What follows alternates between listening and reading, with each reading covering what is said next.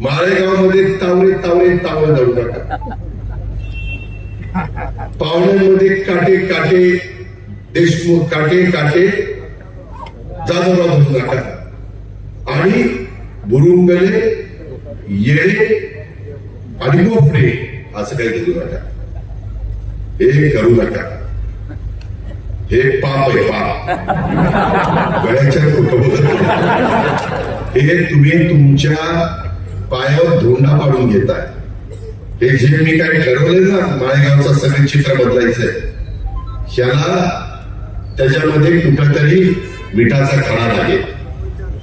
प्रपंचा अडचणीत येईल. मी खरंच तुम्हाला सांगतोय, आज आम्ही जे सत्यवर मी मामा 4.5 वर्ष आम्ही सरकारमध्ये, त्याच्यावर 4.5 वर्ष राज्य सरकार आपल्या ताब्यामध्ये. इतर सगळी कामं मामांनी सांगितलेली ती आम्हाला काहीच्याच कडनं होणार आहे. त्यामुळे त्या सगळ्या गोष्टीचा विचार आपण नीट करा.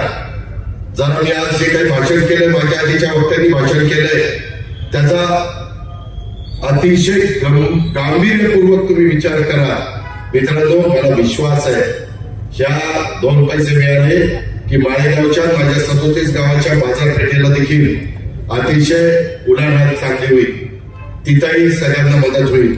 या प्रकारचं काम आपण करून दाखवणार आहोत.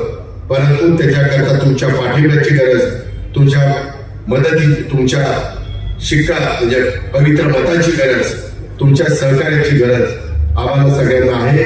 आता एवढं सांगितल्यानंतर काही लोक वेगळ्या पद्धतीनं फोन करून वेगळे सांगतायत. त्यांचे फोन टेप करा, मला पाठवा, मी बघतो त्याच्याकडे कसं काय ते. पत्रिका उघडल्यानंतर जेवढ्या कपाशी असतील तेवढी शिका. त्याच्यामुळं ते परत काही सांगत नाही. परंतु त्याच्यात कुठलाही दुसरा विचार माळेगावच्या सभासदांनो अजिबात करू नका.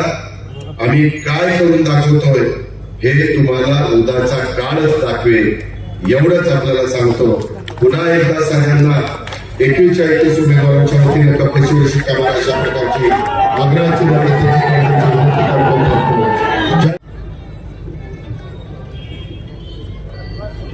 यानंतर आपल्याला दादा मार्गदर्शन करत आहेत. हम तुम्हारे साथ हैं, हम तुम्हारे साथ हैं. कैसा हो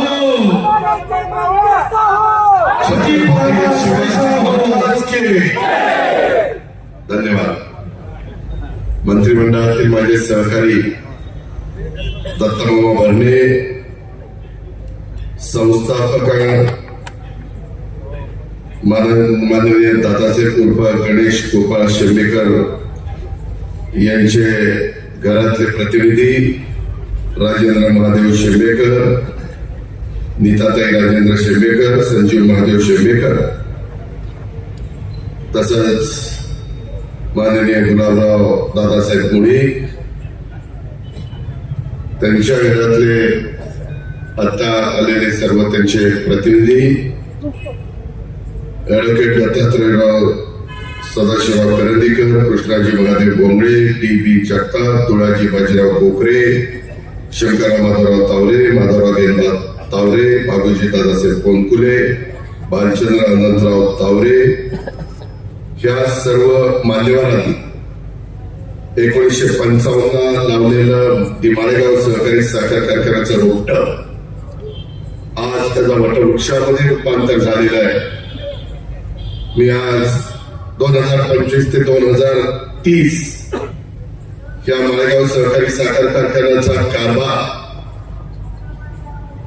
19,750 सभासदांचा कोणाच्या हातामध्ये द्यायचा हा निर्णय आज आपल्या सर्वांच्या निमित्तानं घ्यायचा आहे. आणि त्याबद्दल माझ्या आधी अनेक मान्यवरांनी आपली आपली भूमिका इथं मांडण्याचा प्रयत्न केला. त्याच्या आधी माळेगाव कारखान्याचे हे जे शिल्पकार आहेत त्या शिल्पकारांना मी अभिवादन करतो, त्यांच्या पुढे नतमस्तक होतो. त्यांच्यामुळं आज इथं आर्थिक सुबत्ता येण्याच्या करता निश्चितपणे एक चांगलं काम झालेलं आहे. त्याची आठवण देखील मी आपल्या सर्वांच्या साक्षीनं काढतो.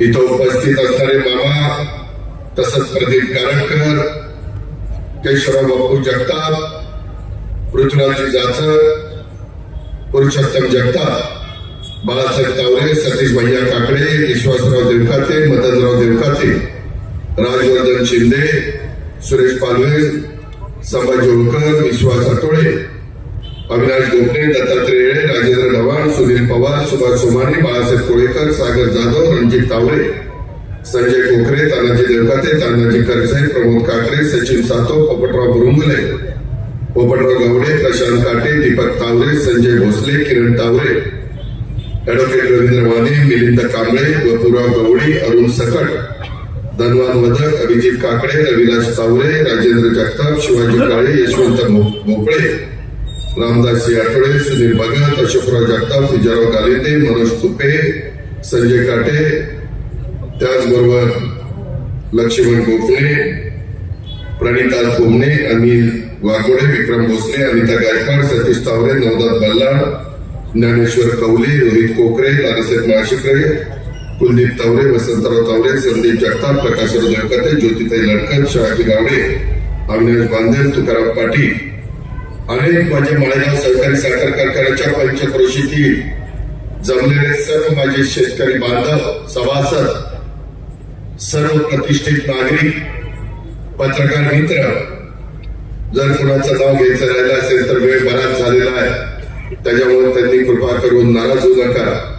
जमलेल्या सगळ्या माझ्या बांधवांनो, आपल्या सर्वांच्या प्रपंचाचा आधार आणि बारामती तालुक्याचा भाग्य विधाता, हजारोंच्या हाताला काम आणि श्रमाला आणि आम्हाला योग्य दान देणाऱ्या माळेगाव सहकारी साखर कारखान्याच्या निवडणुकीला, मतदानाला आता अवघा एक दिवस बाकी राहिलेला. आजचा दिवस जवळपास गेला, उद्याचा एक दिवस शनिवारचा आणि परवा मतदान सकाळी 7 वाजल्यापासून संध्याकाळी 6 वाजेपर्यंत. सर्व मान्यवरांनी माझ्या आधी भाषण करताना बऱ्याच काही गोष्टी सांगितलेल्या. मी कमीत कमी त्या रिपीट कशा होतील हा प्रयत्न माझ्याकडे होईल. माळेगावच्या या पवित्र भूमीमध्ये श्री नीलकंठेश्वर कर्णाचा प्रचार सांगता सभेसाठी आपण सर्वजण जमलोय, परंतु या सभेला श्री नीलकंठेश्वर कर्णाच्या उमेदवारांना आशीर्वाद देण्यासाठी मोठ्या संख्येने जमलेल्या कारखान्याच्या माझ्या ऊस उत्पादक सभासदांना, ऊस उत्पादक शेतकरी बांधवांना, कामगारांना आणि माझ्या तमाम बंधू भगिनींना मी मनापासून आपण एवढ्या प्रचंड संख्येने उपस्थित राहिला त्याबद्दल लाख लाख धन्यवाद देतो. आपल्या सगळ्यांचे मी मनापासून आभार मानतो. शेंबेकर परिवार असेल, मुळीक परिवार असेल, त्याच्यामध्ये इतर मान्यवर असतील, हे पण आज उपस्थित राहिले त्याबद्दल त्यांनाही मी मनापासून धन्यवाद देतो. माळेगावचा आराध्य दैवत असणारा नागेश्वराच्या चरणी मी नतमस्तक होतो. कारखान्याच्या सभासदांच्या आणि माझ्या ऊस उत्पादक शेतकऱ्यांच्या, कष्टकऱ्यांच्या श्रमाला, कामगारांच्या घामाला योग्य दाम देण्याची शक्ती आम्हाला श्री नीलकंठेश्वर कार्याच्या संचालक बोर्डाला, उमेदवारांना श्री नागेश्वरांनी द्यावी अशी नागेश्वर चरणी मी साकडं देखील घालतो. श्री नीलकंठेश्वर कार्याच्या प्रचाराच्या निमित्तानं मी माळेगाव सहकारी साखर कारखान्याच्या कार्यक्षेत्रामध्ये फिरतोय. आपण पण फिरताय, आपण पण प्रचार करताय. प्रत्येक ठिकाणी ऊस उत्पादक शेतकरी, त्याचबरोबर माझा सभासद बंधू भगिनी ज्या प्रकारे मळतचा अपवाद वगळता बाकीच्या सगळ्या ठिकाणी माझ्या ज्या सभा झाल्या त्याला उत्स्फूर्त प्रतिसाद माझ्या सभासदांनी दिला, माझ्या सहकार्यांनी दिला. त्यामुळे हा प्रतिसाद ज्यावेळेस मिळतो त्यावेळेस माझ्यासारख्या कार्यकर्त्याचा उत्साह वाढतो. सर्व सभासदांच्या विश्वासाच्या जोरावर आपलं श्री नीलकंठेश्वर पॅनल आणि त्या पॅनलची कोण कपाशी हे पॅनल नक्की विजयी होईल. हे सभा बघितल्यानंतर ही सांगता सभा नाही तर ही विजयाची सभा असं माझ्यासारख्या कार्यकर्त्याला वाटतं. पण गाफील राहू नका. रात्र वैराची हे सुद्धा आपल्या सगळ्यांना माझं सांगणं आहे. मगाशी रामदास आठवडेंनी सांगितलेलं इतर माझ्या मान्यवरांनी सांगितलं, ही गोष्ट लक्षात घ्या. पृथ्वीराज बापू, दत्ताभाऊ भरणे, सतीश भैया काकडे, प्रदीप गारटकर, मला आपल्याला सगळ्यांना सांगायचं, या बारामती तालुक्यामध्ये आम्ही लोकांनी सर्वांनी मिळून जे काम उभं केलेलं आहे ते काम पाहिल्यानंतर कोणी मायाचा लाल आमचा पराभव करू शकत नाही. पुढं आमचेच लोक आमचा पराभव करतात. मी अनेक ठिकाणी सांगितलंय, सर्वसामान्य मतदारांना तो मला मतदान करतो, तो माझा ऐकतो, तो माझा प्रतिसाद देतो.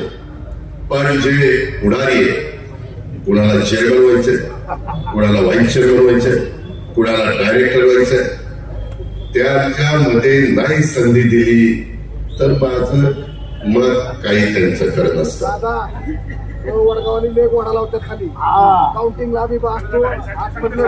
अरे तेच सांगतोय बाबा, कुठला घोडा काय उंट घोडा हत्ती सगळं काही सांगतो.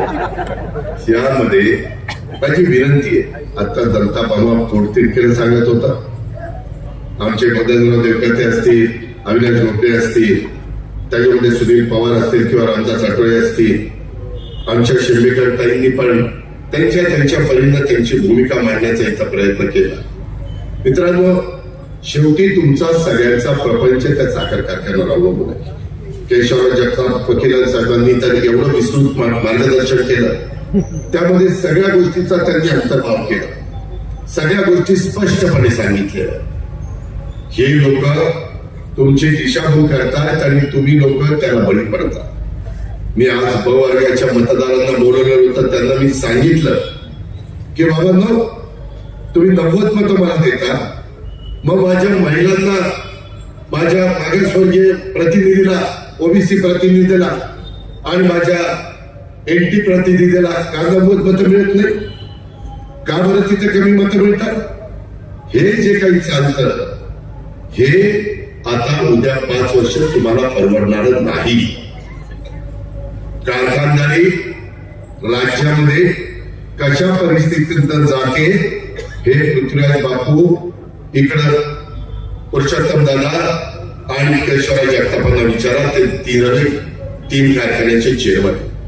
मी राज्याचा अर्थमंत्री, नियोजन मंत्री, एक्साइज मिनिस्टर आहे. दत्ताबाबा क्रीडा, अल्पसंख्याक, अवकाश खात्याचे मंत्री आहे. मित्रांनो, फार परिस्थिती वेगळी आहे. अनेक कारखान्यांना आज फायनल बिल देण्याच्या करता देखील त्यांच्याकडे पैसे नाही. साखर कारखाना संघाने मला निवेदन दिलंय की तुम्ही सॉफ्ट लोन द्या. मागच्या काळामध्ये अशाच पद्धतीने एफआरपी देण्याच्या करता सॉफ्ट लोनचा पर्याय पुढे आला होता. 6% व्याजाने, 2% केंद्राने दिले, 2% राज्याने दिले, 2% कारखान्याला सहन करायला लावले आणि त्याच्यातनं फायदा पेमेंट काढलं. ती गोष्ट आपल्या सगळ्यांचं वैभव असणाऱ्या ती माळेगाव सहकारी साखर कारखान्याला करावी लागत नाही. 5 वर्ष बाळासाहेबांनी, केशवरावांनी आणि त्यांच्या सर्व संचालक बोर्डांनी तो कारखाना चांगला चालवला. हे मी म्हणत नाही, तुम्ही म्हणाल तुमच्याच नेतृत्वाखाली तुम्ही म्हणणारच. शेतकरी संघटनेचे नेते माजी खासदार राजू शेट्टी साहेबांनी महाराष्ट्रामध्ये अनेक ठिकाणी फिरून सांगितलं, जाऊन बघा अजय पवारच्या नेतृत्वाखाली माळेगावात सोमेश्वर कारखाना किती भाव देतो. कोल्हापूरला रिकव्हरी 1.5% आपल्यापेक्षा जास्त आहे. म्हणजे 15 किलो साखर त्यांची जास्त निघते. म्हणजे 15/60 तरी देखील 500 रुपये जास्त भाव मिळाला पाहिजे. नाही मिळत. याचा कधीतरी विचार करा. आज काही जण सांगतात खिशे फाटेपर्यंत पैसे देणार. अहो, मी शांत डोक्याने विचार करा. कुणाचे खिसे फाटेपर्यंत? त्या दोघा जोडीचे खिसे फाटेपर्यंत पैसे देणार आणि तुम्हाला तसंच ठेवणार. ही अवस्था आहे, ही वस्तुस्थिती आहे. त्याचा कधीतरी शांतपणे विचार करणार आहे का नाही? जातीचा, पातीचा, नात्याचा, गोत्याचा, भावकीचा किंवा कुठल्याही प्रकारचा विचार कृपा करून करू नका. फक्त मगाशी नागनाथने सांगितलं तसं ज्या पत्रिका मिळतील त्याच्यात कबशी शोधा, तिथं शिक्का मारा. ही माझी तुम्हाला आग्रहाची विनंती आहे. मित्रांनो, मी आपल्याला सगळ्यांना सांगतो, मला स्वच्छतेची आवड आहे, मला संस्था नीटनेटक्यात चालवण्याची आवड आहे, मला आर्थिक शिस्त लावण्याची आवड आहे. तुम्ही अनेक वर्ष मला 91 खासदार आणि 8 वेळेला आमदार केलेला आहे. तुम्ही अनेकांनी माझा स्वभाव बघितलेला आहे, अनेकांनी माझ्या कामाची पद्धत बघितलेली. मी खुशालकी मारत नाही. मी या लोकांचा लोकप्रतिनिधी म्हणून काम करत असताना त्यांच्या विश्वासाला कुठं तडा जाऊन तिला जाणार नाही, अशा प्रकारचं माझ्यासारख्या कार्यकर्त्याचं काम असतं. मित्रांनो, एकंदरीतच हे सगळं काम करत असताना मी आपल्याला सगळ्यांना सांगेन की आपल्या माळेगाव सहकारी साखर कारखान्याची अत्यंत भक्कम अशा प्रकारची आर्थिक परिस्थिती आहे. यापुढे देखील आपला माळेगाव कारखाना चांगल्या लोकांच्या निकटेश्वर करण्याच्या हातात तुम्ही दिला तर आपल्याला सातत्याने महाराष्ट्रामध्ये उत्तम अशा प्रकारचा भाव देण्याची परंपरा जी बाळासाहेब तावरे, जी केशवराव जगताप यांनी चालू ठेवलेली आहे, ती पुढे 5 वर्ष देखील चालू ठेवण्याचा शब्द श्री निळकंठेश्वर कारखान्याचा प्रमुख म्हणून मी तुम्हाला देतो. निर्णय तुम्हाला घ्यायचा, काय करायचं हे तुमच्या हातात आहे. कारखान्याच्या सभासदांनी सुद्धा एकदा चांगलं काम करणाऱ्यांना नेहमी मदत केलेली आहे. काही अपवाद वगळता हा आपल्या प्रपंचाचा प्रश्न आहे. इतर कोणतंही राजकारण करण्याचं काम नाही, हे माझ्यासारख्या कार्यकर्त्याचं ठाम मत आहे. मित्रांनो, एकंदरीतच आपण जर पाहिलं तर एवढे वेगवेगळे प्रकारचे मुद्दे त्यांनी काढले. माझं नाव डिक्लेअर झाल्यानंतर पहिल्यांदा काढलं, म्हणले अजित पवार खोटं बोलताय. 21 उमेदवारांच्या मध्ये ते निवडून आले तर ते ब वर्गाचे प्रतिनिधी आहे, त्यांना उभंच राहता येणार नाही. ब वर्गाचा प्रतिनिधी असताना तिथं दत्तभाऊ भरणे बसले, ते चेअरमन झाले. मी तुम्हाला आपल्या माळेगावचा पोटनियम आणलेला आहे आणि तो सहकार आयुक्त कार्यालयात आणलेला आहे. महाराष्ट्र सहकारी संस्था समितीची निवडणूक नियम 2014 नियम 77 नुसार संस्थेची निवडणूक झाल्यानंतर पदाधिकाऱ्यांची निवडणुकीच्या उपविधीमध्ये तरतुदीप्रमाणे निकाल जाहीर झाल्यानंतर 15 दिवसाच्या आत घेण्याची तरतूद आहे. म्हणजे 24चा निकाल झाला की 15 दिवसाच्या आत प्रांताला किंवा निवडणूक अधिकाऱ्याला चेअरमन व्हाईस चेअरमनची निवडणूक लावावी लागते. माळेगाव सहकारी साखर कारखाना या कारखान्याच्या उपविधी पोटनियम क्रमांक 26 मध्ये संचालक मंडळाची रचना खालीलप्रमाणे नमूद झालेली आहे.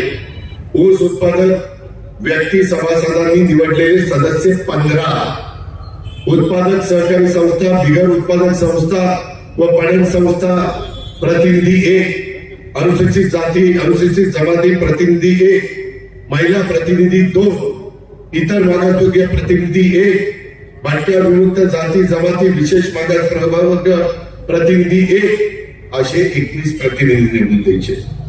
त्याच्यानंतर हे अजून मी आता बापूंना पण सांगितलं, ती माहिती काढायला सांगितली. पोटनियम क्रमांक 26(2)(1) व 26(2)(2) प्रमाणे स्वीकृत करावयाचे प्रतिनिधी, तज्ञ संचालक 2 आणि कार्यलक्षी संचालक 2 असे एकूण स्वीकृत प्रतिनिधी 4 घेता येतात. 4 असे 21 आणि 4 25. त्याच्यामुळं आता 2 स्वीकृत नाही, आता 4 स्वीकृत आहे. टाळ्या वाजवल्या त्याचे बहुतेक इच्छा दिसती. वरील पोटनियम क्रमांक 26(2)(1) आणि 26(2)(2) नुसार नियुक्त स्वीकृत केलेले संचालक यांना चेअरमन व्हाईस चेअरमन म्हणून काम करता येणार नाही, परंतु त्यांचे म्हणणे प्रोसिडिंग बुकात नोंदले जाईल. आणि निवडून आलेल्या 21 संचालकांपैकी कोणताही संचालक चेअरमन अथवा व्हाईस चेअरमन पदावर निवडून येण्यास पात्र नाही. अण्णा हे काका किती खोटं बोलतात. का पायाखालची वाळ घसरायला लागली? का माझ्या मतदारांची सभासदांची दिशाभूल करतात? हे जे काही चाललेलं आहे ह्याचा निश्चितपणे तुम्ही सगळ्यांनी विचार केला पाहिजे. मित्रांनो, मला एक गोष्ट सांगायची, आपलं कार्यक्षेत्र मर्यादित आहे. भरपूर सगळीकडे साखर कारखाने निघालेले. ते म्हणतात की अजित पवार आपला कारखाना खाजगी करेल आणि सहकारी तत्वाचा कारखाना काढून टाकेल. तुम्हाला वाटतं मी असं करेल? वाटतं? मित्रांनो, आपल्या बारामती तालुक्यामध्ये एक देखील सहकारी साखर कारखाना सोडून दुसरा खाजगी कारखाना नाही.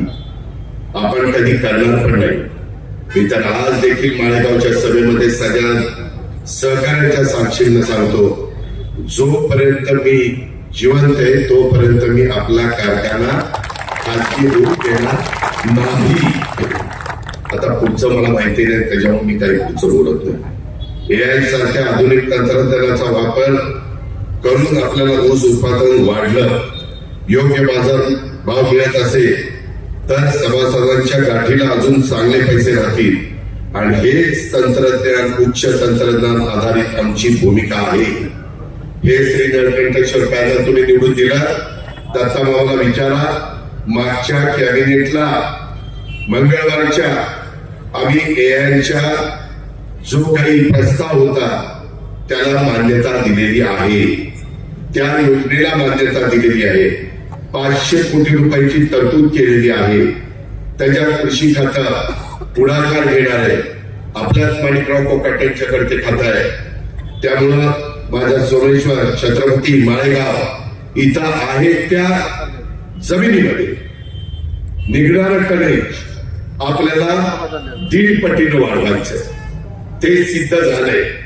खत निम्म्यावर येतं, बचत होते, पाण्याची बचत होते. पाण्याच्या बाबतीत मी आणि दत्तमामा भरणे सातत्याने तिथं लक्ष ठेवून आहोत. कुठल्याही परिस्थितीमध्ये निरा डावा कालवा. उन्हाळ्यामध्ये माझ्या शेतकऱ्यांना पाणी लागतं. उन्हाळ्यात कालवा सातत्याने चालू ठेवण्याचं काम आम्ही करतो. कुठेही खंड पडून देत नाही. त्यामुळे आज सकाळी गावडेवाडीला मी आणि बाबा सकाळी गेलेलो होतो. संग्राम होता, पातीचे सहकारी होते. हिरवेगार कांद्याच्या पातीसारखे ऊस आहे. तुम्ही आठवा, जून महिना लागला की आपले ऊस तरकटायचे. आता जून महिना आहे, 20 तारीख आहे. ऊस एकदम हिरवेगार आहे. टनेजाला वाढेल. आता पाऊस थांबला पाहिजे, वापसा आला पाहिजे. त्याच्या संदर्भातलं आपण हे नवीन तंत्रज्ञान आणण्याच्या करता प्रयोग केलेले. त्याच्यातलं 100 टन ऊस काढणाऱ्याचा ऊस 140 टन निघतोय. पाणी आणि खताची बचत होईल. जो 60-70% टन ऊस काढतो तो 100 टनापर्यंत जाणार आहे. पाणी कधी पाहिजे ते मशीन तुम्हाला सांगणार आहे. आणि म्हणून सभासदांनो, इथं नुसतं आम्ही लोक संचालक बोर्डात काम करताना ह्या सगळ्या केंद्राच्या योजना, राज्याच्या योजना, जिल्हा परिषदेच्या योजना, ज्या ज्या योजना असतील त्याचा फायदा सोमेश्वर, माळेगाव, छत्रपतीला करून देणार आहे. ती माझी आणि दत्तमामा भरण्याची नैतिक जबाबदारी आहे. कारण तो 3दा तिथे निवडून आलाय, मी 8 वेळा इथं निवडून आलोय. आम्ही लोकांचं निश्चितपणे ज्या अडचणी ते सोडवण्याचं काम आमचं करणं हे आमचं कर्तव्य आहे. आणि त्याच्याकरता आर्थिक सुबत्ता येण्याच्या करता हा सगळा आमचा खटाटोप आहे. छत्रपतीचे चेअरमन इथं बसले. काही वर्ष ते माझ्यापासून बाजूला होते. त्याच्यामध्ये ते त्यांची भूमिका मांडायची, मी माझी भूमिका, दत्ताबाबा आम्ही आमची भूमिका मांडायचो. मी बापूंना म्हटलं, बापू तुम्ही चांगल्या पद्धतीनं कारखाना चालवता, आपण एकत्र येऊ. काय चेअरमन तुम्ही 5 वर्ष व्हा, राहिलेली 5 वर्ष त्याच्यामध्ये व्हाईस चेअरमन कुणाला करायचं ते आपण तिघं बसून ठरवू. सभासदांनी कारखाना अडचणीत असताना आमच्या तिघांच्यावर विश्वास टाकला आणि 6,000 मतांनी त्यांना निवडून आलं.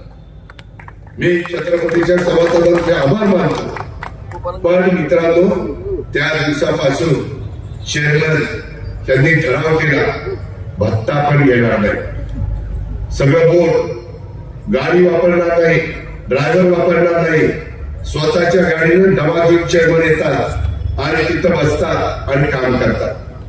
तिथं आमचा कैलास गावडे साथ देतो, बाकीचा बोर्ड तिथं साथ देतात. सगळ्यांना चेअरमन व्हाईस चेअरमन करायच्या आधी आम्ही तिघांनी एकत्रपणे मीटिंग माझ्याच घरी काटेवाडीला घेतली. त्यांना म्हणलं गेस्ट हाऊस मध्ये बाकीच्या सगळ्या गोष्टी म्हणजे जेवण खावण नाश्ता पाणी हे बंद करा, बाकी फक्त चहा ही काटकसर असली तरी देखील हे जे कोणी आहेत ना दूध सभेवाले आपल्या विरोधात ते काय करायचे, रामदास आठवले हे बाकीचे सगळे, अरे तुम्ही माळेगाव कारखान्याचे डायरेक्टर आहात, व्हाईस चेअरमन आहात, आपला कारखाना एवढा मोठा, घ्या गाड्या फिरा, जावा कुठं जायचं तिकडं, चांगल्या हॉटेलमध्ये राहा, चांगल्या हॉटेलमध्ये जेवण करा. अरे आपल्या कारखान्याला शोभलं पाहिजे, त्यांनाही काही करायचं नाही, जावं म्हणतायत तरीही जायचं, डायरेक्टर बोर्ड जायचं आणि त्याच्यामध्ये नेमके हे दोन बसून त्यांचं काम फत्ते करून टाकायचे. त्यांना एक्सपेन्शन, डिस्टलरीची विस्तार वाढ, कोचिंगची विस्तार वाढ. अहो इथं पुरुषोत्तम दादा बसले, त्यांचं मला वाटतं 23 मेगावॅट आणि आपलं 35, याचं 23 मेगावॅट जेवढं प्रोडक्शन करते ना 5 वर्षात, तेवढंच आपलं 35 मेगावॅट ह्यांच्या काळामध्ये करत होता. ही कुठली पद्धत आहे, हे कसं तुमच्या लक्षात येत नाहीये. अहो त्यांना फिरून पण नाही दिलं पाहिजे होतं तुम्ही. एवढा फटका यांनी 53 कोटीचा मला वाटतं 5 वर्षांमध्ये कोजेंचं उत्पन्न काढलं आणि त्यांनी पण 35 मेगावॅटचा असताना 5 वर्षात 53 कोटीच काढलं.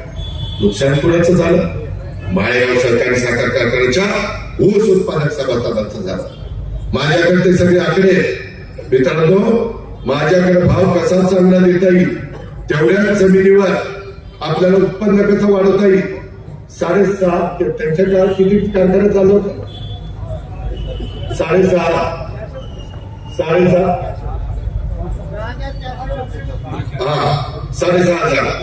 आता यांनी 9,500 टनांनी कारखाना चालवला.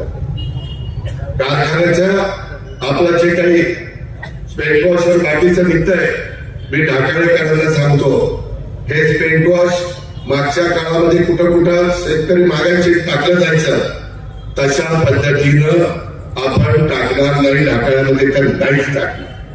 तुम्ही काळजीच करू नका. 2 पैसे सभासदांना मिळत असताना दुसऱ्यांची शेती घरात करण्याचा अधिकार आम्हाला दिलेला नाही. टेक्नॉलॉजी आहे, त्याच्यामध्ये पर्यावरण विभाग आहे, प्रदूषण बोर्ड आहे, त्या सगळ्यांचा अभ्यास आमचा आहे. आम्ही उगीच काही तुम्हाला सांगत नाही. त्या निमित्तानं VSI ला बोलू, इतर तज्ञांना बोलू, तुम्ही डायरेक्टर बोर्डात नसाल तर इथं असणाऱ्यांना पण विचारू काय केलं पाहिजे. सर्व गुणसंपन्न आम्हीच आहे असा दावा आमचा नाही. त्याच्यामध्ये वेगवेगळ्या सूचना येतील. जी सूचना आपल्या माळेगाव सहकारी साखर कारखान्याच्या सभासदांच्या हिताची असेल ती आम्ही करू. त्याच करता ह्या आपल्या पूर्वजांनी हा कारखाना उभा केलेला आहे, ह्याची जाणीव क्षणोक्षणी आमच्या मनामध्ये राहील. त्याबद्दल कधी आम्ही विसरून देणार नाही आणि त्याच्यामुळं आपला प्रपंच तंत्रज्ञान वापरून सक्षम व्हावा अशा पद्धतीचा प्रयत्न आमचा सगळ्यांचा त्या ठिकाणी राहणार आहे. त्यामध्ये ते म्हणतात की इथं नीलकंठेश्वर पॅनलला का विजय करायचा, दादांना का चेअरमन करायचं. मित्रांनो, या गोष्टीचा जरा विचार करायला पाहिजे. दादा चेअरमन का पाहिजे, तरुणांनी व्यवसाय कामानिमित्तानं सारथी बंद कर्ज काढलं, महाज्योतीतलं कर्ज काढलं, ट्रॅक्टर ट्रॉली खरेदी केल्या, माळेगाव सहकारी साखर कारखान्यावर वाहतुकीसाठी करार केले, चाळीसगाव जालना बीड या ठिकाणी मुकादम बरोबर करार केले. करार झाल्यानंतर प्रतीक्षात काम सुरू होताना मुकादम लेबर पुरवले नाही, पैसे घेऊन गेले, बँकेचा हप्ता कारखान्याकडून उचलला. त्यामुळं तरुणांचं जीवन उद्ध्वस्त होतं. मित्रांनो, मी कारखान्याचा चेअरमन झाल्यानंतर माझ्या कुठल्या टोळीवाल्यांनी, ऊस तोडणीच्या टोळीवाल्यांनी माझ्या ट्रॅक्टर मालकाला फसवलं आणि तिथल्या एसपीला मी फोन करून सांगितलं, अरे मी अजित पवार बोलतो, मी ज्या कारखान्याचा चेअरमन आहे तिथल्या माझ्या सभासदाचं नुकसान झालेलं आहे, तिथं त्याचा बंदोबस्त करती करणार नाही तो. आणि ह्यांनी सांगितल्यानंतर ती काय म्हणते, हे मला फोन करू नको. हे गणित आहे दिलीपराव, हे गणित आहे. तुम्ही तर हसतच नाही, काय मला ते कळलं. 6 फायटर माझ्याबरोबर नसेल तर माझं कसं व्हायचं. मित्रांनो, या सगळ्या गोष्टीचा आपण विचार करा. सांगण्याचं तात्पर्य एवढंच आहे, चेअरमन हे माझं सर्वस्व आहे. मी भरपूर राज्य बँकेचा चेअरमन झालो, पीडीसीसीचा 7 वर्ष चेअरमन झालो. मला हे सारखे म्हणतात ना, हा सरकार मोडीत काढायला निघाला. मला आता या चोरीला दाखवायचं.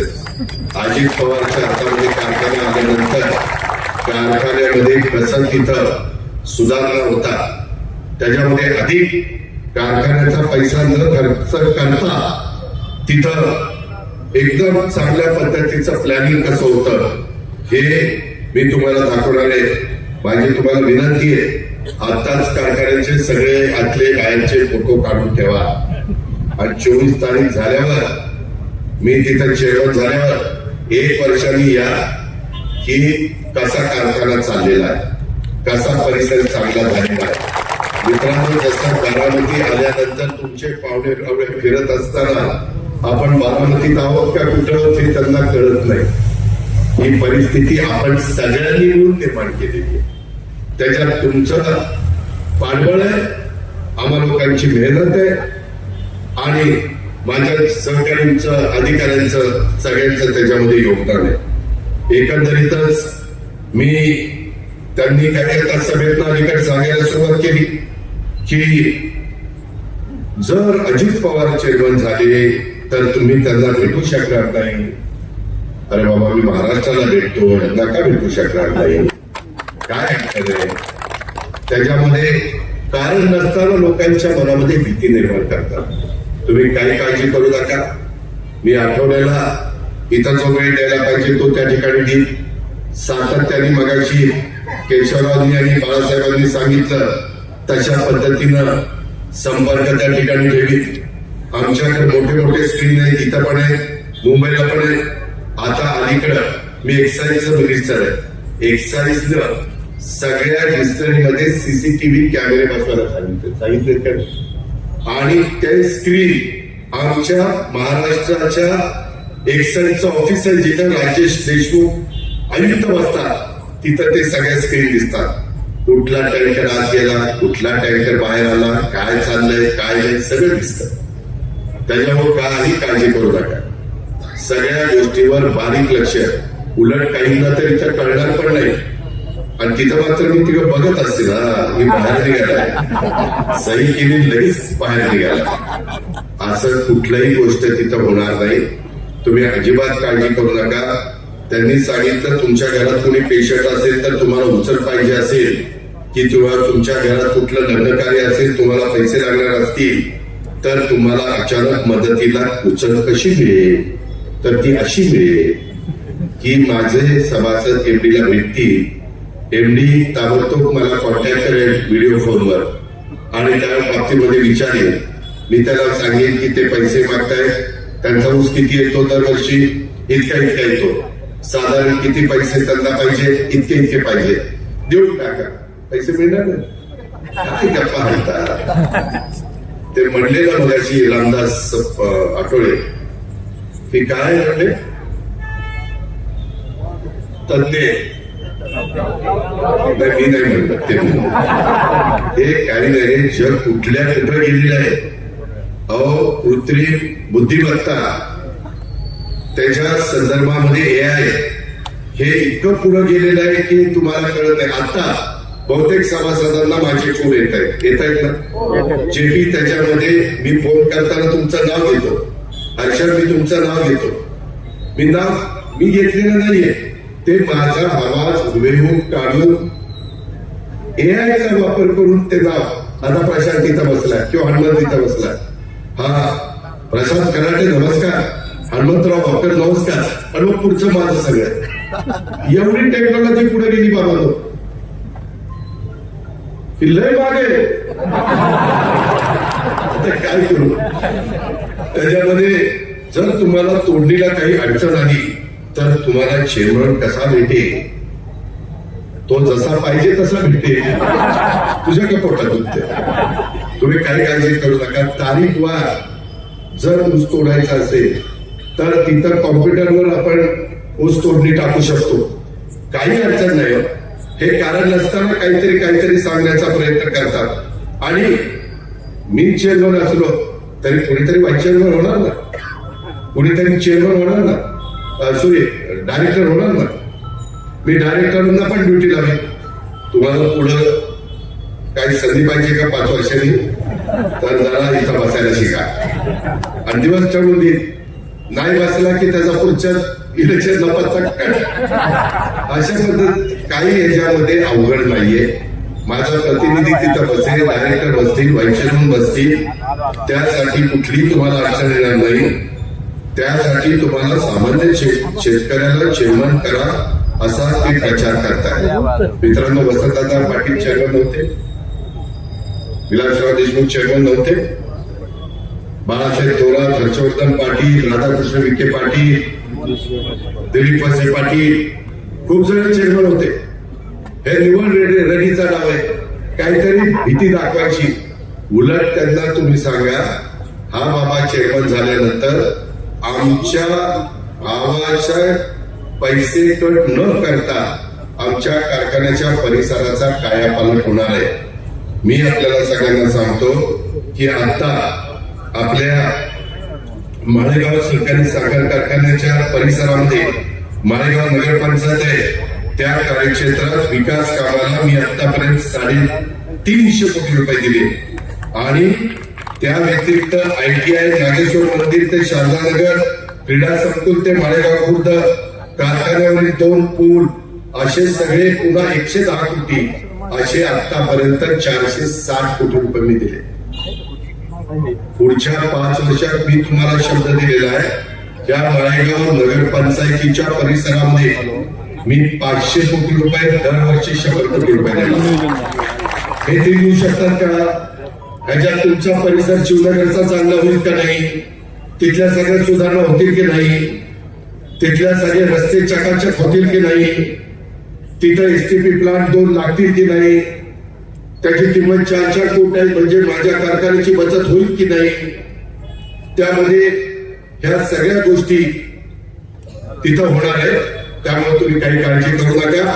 हे मी आता सांगतो, त्याच्यापेक्षा जास्त द्यायचा प्रयत्न करेन, परंतु मी जरा दबकतच 500 कोटी रुपये सांगतो. मित्रांनो, मगाशी मामांनी जे काही सांगितलं ना की आमचे पृथ्वीराज बापू चेअरमन आणि कैलास व्हाईस चेअरमन झाल्यानंतर आम्ही तिथे शब्द दिला असाच सभेमध्ये की बाबा काही अडचण आली, बापू कारखाना चांगला बघतील. आम्हाला विश्वास आहे, सभासदांना विश्वास आहे. त्याच्यामध्ये इतर काही अडचणी आल्या, केंद्र सरकारच्या, राज्य सरकारच्या, राज्य बँकेच्या, PDCC बँकेच्या, त्या आम्ही आणि मामा सोडवणार. ती सगळी जबाबदारी आमची. त्याच्यामध्ये त्यांना मध्ये 37 कोटी रुपये पाहिजे होते. त्याच्यामध्ये 12 कोटी रुपये त्यांनी उभे केले. माझ्याकडे आले की आता 25 कोटी आमच्या असल्याशिवाय मला तोडणी वाहतुकीच्या करता पैशाचं वाटप करता येत नाही. मला तिथं मदत पाहिजे आणि तुम्ही कबूल केलं. मी जरा विचार केला, एकाला फोन केला, 25 कोटी रुपये द्यायला सांगितले. नंतर तर म्हणला देतो, परंतु बापूंना सांगितलं की स्टॅम्पवर लिहून घ्यावं लागेल, सगळं काही अग्रीमेंट करावं लागेल. मला प्रधान बापूने सांगितल्यावर म्हणलं आज रात्रीपर्यंत पैसे नाही ना आले, परत मी तुला फोन करणार नाही. रात्री 7-7:30 त्यांच्या अकाउंटला RTGS म्हणजे कारखान्याच्या पैसे जमा झाले. विचार बापूंना. बापूंनी मला सांगितलं होतं 8 दिवसाकरता पैसे मला पाहिजे, 8 दिवसात मी परत करतो. बापूंनी 5 दिवसात पैसे परत केले. त्यामुळे बापूंच्या कारखान्याला 75 कोटी रुपये मिळाले. त्याच्यावर त्यांचे पुढचे जे काही प्रश्न होते सगळे मार्गी लागले. अरे बाबांनो, कुठलंच आपण जाणू देणार नाही ना. तुम्ही काय काळजी करता? त्याच्यामध्ये एक दुसरा मुद्दा सांगतो की बापू इतके काटकसरीनं संसार पण करतात, प्रपंच पण चालवतात आणि आमच्या छत्रपतीच्या कार्यक्रम सभासदांचाही प्रपंच चालवतात. मला ते म्हणले की दादा, इथं आपली निवडणूक झाली आणि बंदोबस्ताच्या करता अजून 40 लाख रुपये पोलिसांनी एसपीने मागितले. एसपीना फोन केला, एसपी साहेब आपल्याला डीपीसी मधून किती कोटी रुपये दिले? सीपी दोन्ही आणि तुम्ही एसपी. दादा 22 कोटी रुपये दिले ना? दिले. 40 लाख रुपये कशाला मागताय? ते मागू नका, आता पत्र पाठवू नका. 40 लाख रुपये वाचले का त्याच्या? अरे तुम्ही एवढं चांगलं काम करून दाखवेल की पुढच्या 5 तुम्हाला ते काम बघितल्यानंतर वाटेल आयला ह्याला मागच चेअरमन करायला पाहिजे.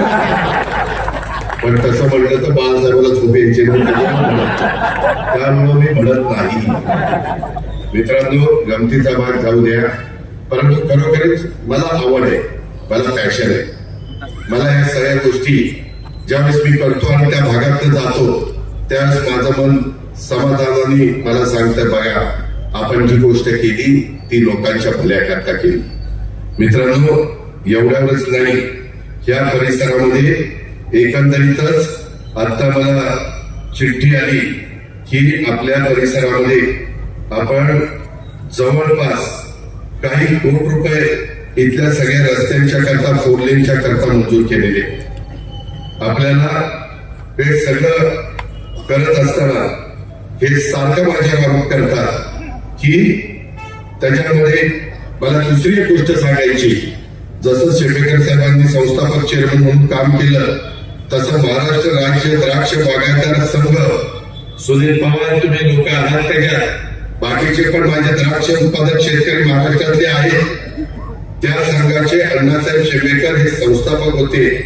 त्यांनी इथल्या बारामतीच्या शेपेकर वाड्यात संघाची स्थापना 22 डिसेंबर 1960 ला केली. आज तो संघ संपूर्ण महाराष्ट्रातल्या द्राक्ष उत्पादक शेतकऱ्यांना वरदान ठरलेला संघ आहे. दूरची दृष्टी असावी लागती नेतृत्वाला.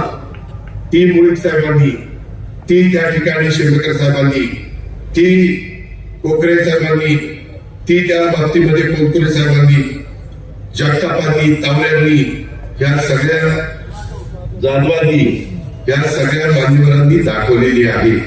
म्हणून आपण ती फळं चाकतोय. याही गोष्टीचा विचार आपण सगळ्यांनी केला पाहिजे.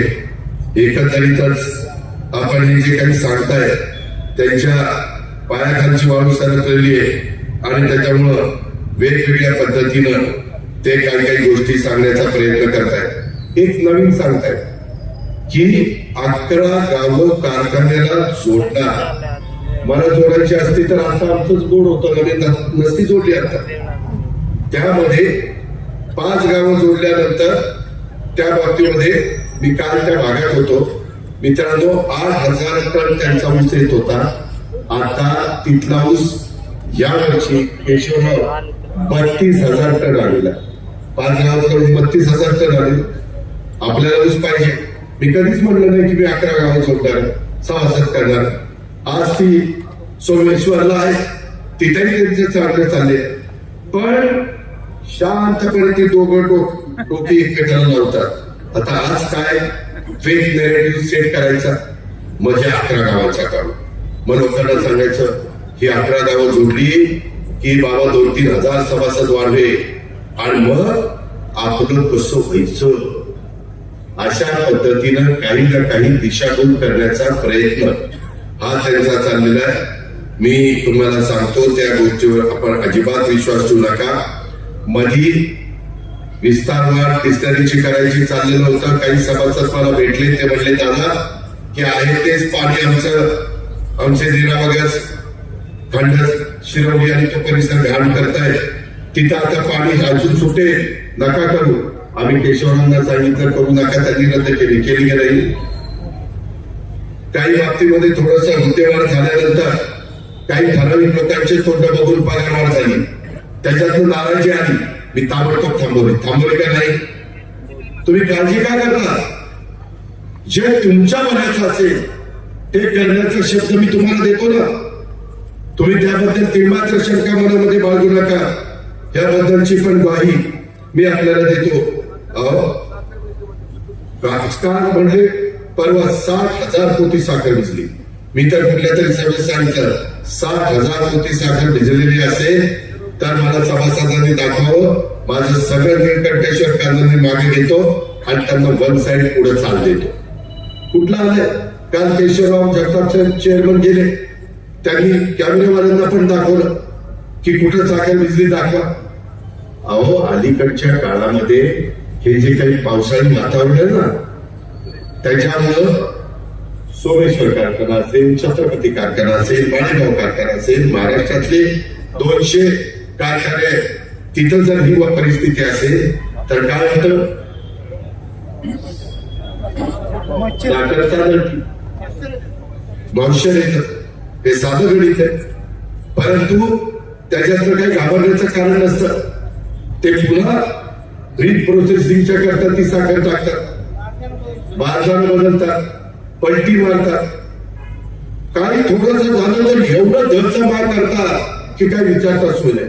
आणि कधी कधी तुम्ही काय करता, आता खरंच असेल तर अरे जाऊन बघा ना, चला ना सभा संपली तर मी येतो, जाऊन बघू आपण. पण त्याचा इन्शुरन्स असतो, त्याचेही पैसे मिळतात. पण सारखं अहो, यांच्या हातामध्ये कारखाना असताना त्या कारखान्यावर जे काही पाठीमागच्या लोकांनी पत्रा वगैरे टाकलेला होता तो इतका तुटला होता, नंतर जीर्ण झालेला होता.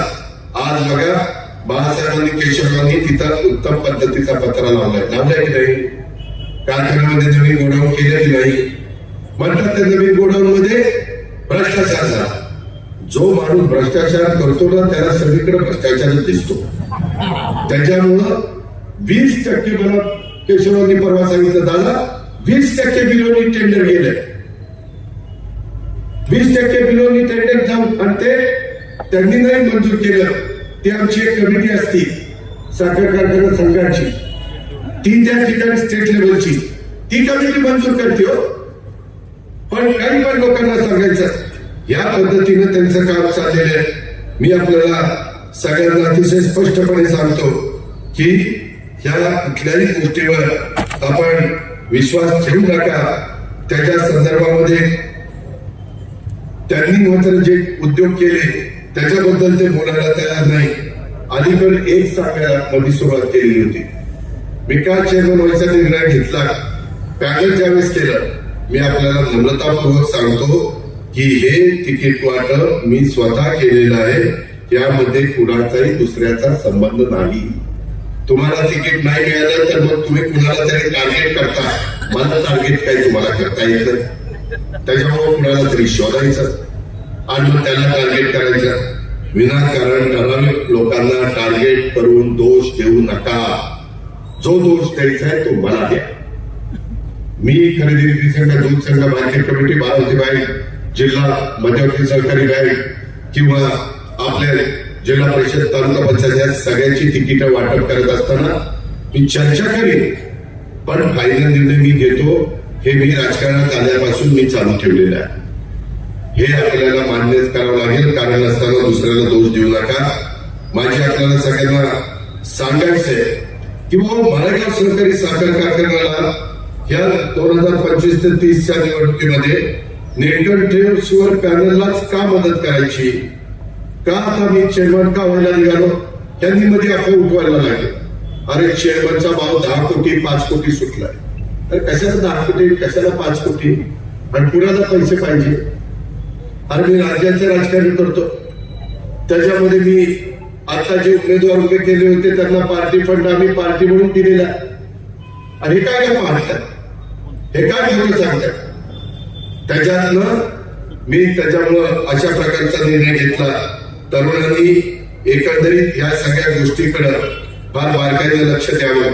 मित्रांनो, आपल्याला छत्रपती माळेगाव सोमेश्वरला या 5 वर्षामध्ये 100% हार्वेस्टर मी ऊस आणावा लागेल. त्याशिवाय गत्यंतर नाही. 5 वर्षाचा आम्ही टार्गेट 3 जण करतो आणि त्याच्याकरता मी सरकारमधनं 25 लाख रुपये अनुदान हार्वेस्टरला देण्याच्या बद्दलचं कसं मंजूर करायचं ते माझ्यावर होतं. त्या संदर्भामध्ये आता ऊस तोडणी कामगार येणारे ते म्हणतात किती दिवस आम्ही तुमचा ऊस तोडायचा. आमच्या खापरपंजानी तोडला, पंचवादी तोडला, आजमानी तोडला, बापानी तोडला, आम्ही तोडला, आम्ही काय तेवढा धंदा करावा का काय. त्याकरता आपल्याला आता काही हार्वेस्टर मशीन आणलेली आहे, पुढे ती वाढवावी लागतील. ती वाढवण्याची धमक आणि ताकद ह्या श्री नीलकंठेश्वर पॅनलमध्ये. त्याकरता तुम्हाला मतदान करायचं ही माझी विनंती आहे. म्हणजे भाव चांगला देणं, डिस्टलरीचे काही नवीन प्रश्न निर्माण झालेत, कारण आमच्या मोलेसेस पासून आता जे काही इथे तयार होतं ते 30% घ्यायचे आदेश काढलेले, 65% इथेनॉल हे ग्रेन करून घ्यायचं ठरवलेलं आहे. हे केंद्र सरकारने ठरवलेलं आहे. आम्ही पैसे देताना 2800 रुपये दिले, ते तिघांनी दिले. म्हणजे बघा सगळे कारखाने याच्यात आले ते तर 2800 रुपये दिले. मित्रांनो, सुरुवातीला सगळ्या कारखान्यांची रिकव्हरी 8.5 असते, म्हणजे 85 किलो साखरेला 85% रक्कम मिळते. नंतर ती 9 होते, 9.5 होते, 10 होते, 10.5 होते, करत 12 होते. त्याला काही काळ लागतो. सुरुवातीला केशव जगतापांनी 2800 रुपये दिले, त्याच्यानंतर काही दिवसांनीच पुढची रक्कम दिली ना 332 दिले ना. पैसे जसे उपलब्ध होतील, बँक आपल्याला अधिकचं कर्ज देत नाही.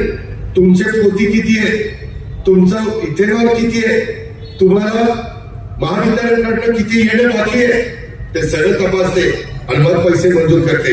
जरी दत्ताबाबा बँकेचा डायरेक्टर असला तरी शेवटी नियम सगळ्यांना सांगते. पण त्यांनी वेगळंच सांगितलं. त्याच्यानंतर आता फायनलचं आमच्या बदलराव देवकातेंनी सांगितलं 200 रुपये काढण्यावी. आजपर्यंत एवढी बोर्ड आली कधी तुम्हाला मिळालं? 200 रुपये कोडकी दिली ना.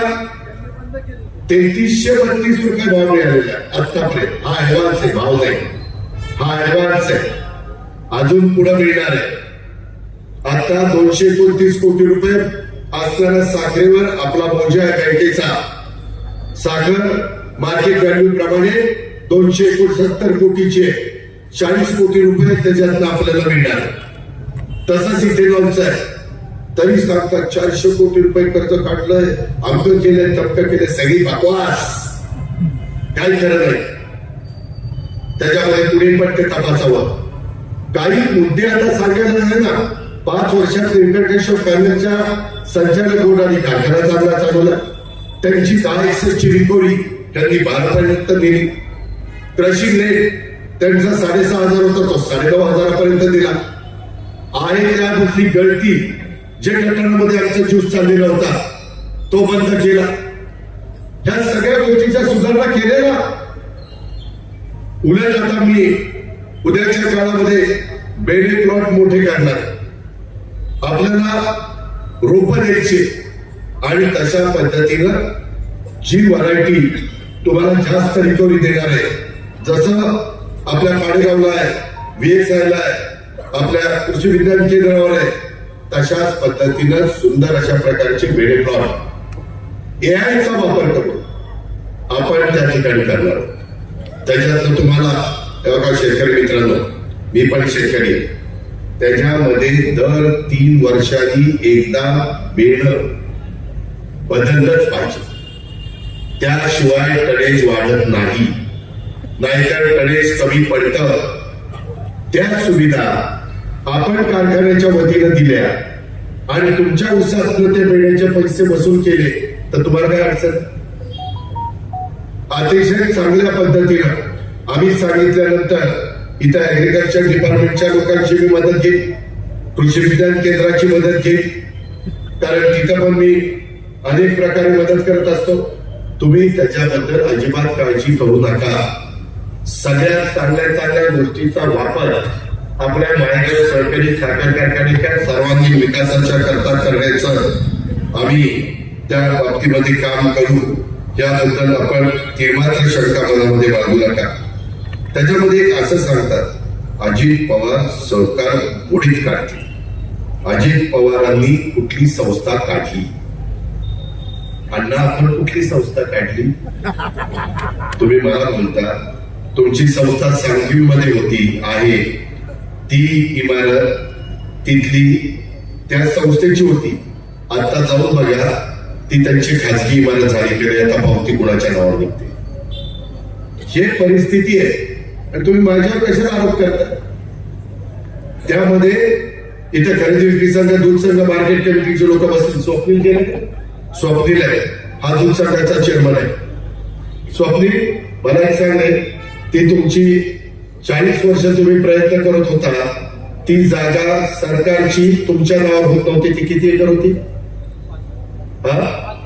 तिथं भाव काय चालला? 40 कोटी रुपये.